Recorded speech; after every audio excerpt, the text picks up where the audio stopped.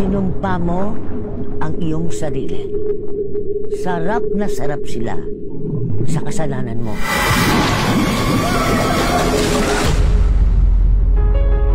Ate, hihintayin kita ha. Sensya ka na, Bunsoy, ah. Hindi ka namin nabigyan ng mas maginhawang buhay. Si Mama po. Nawala ng parang bula.